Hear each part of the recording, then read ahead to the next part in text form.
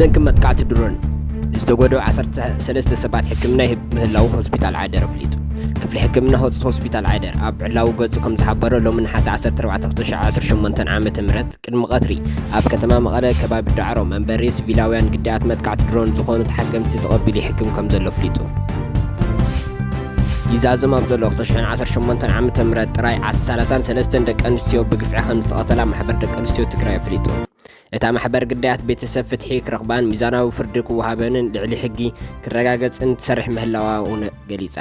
ደቂ ኣንስትዮ ትግራይ ፍትሕና ሓተታ ባህለን ብዘየህስስ መንገዲ በዓል ኣሸንዳ ከኽብራ ፀዊዓ ኣላ።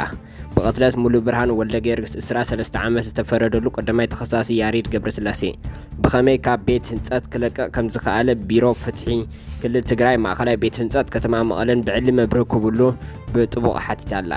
ይኾኖ ዝተባሃለት ኣብ ምክልኻል ጥቃዓት ደቂ ኣንስትዮ እትነጥፍ ሲቪል ማሕበር ነሓሴ 13 2018 ዓመተ ምህረት ኣብ ዘውፅኦ መግለጺ ከም ዝበለቶ ድሕሪ 3 ዓመት ሎሚ እውን ንዘውዱ ንሙሉእ ብርሃን ንዝክር ንሓዝንን ፍትሕን ሓትትን ንቕጽለ ኣለና ኢላ። ንመንግስታዊ ሓላፍነት ክሰርሑ ብዝተዋሃቦ መኪና ንዘይምልከቶ ሰብ ኣሕሊፎም ሂቦም ዝበለቶም ኣቦ ተኸሳሲ ያሬድ ኮሎኔል ገብረስላሴ በላይ ካብ ስልጣኖም ንኽለዓሉ እታ ማሕበር ኣጥቢቓ ሓቲታ ኣላ።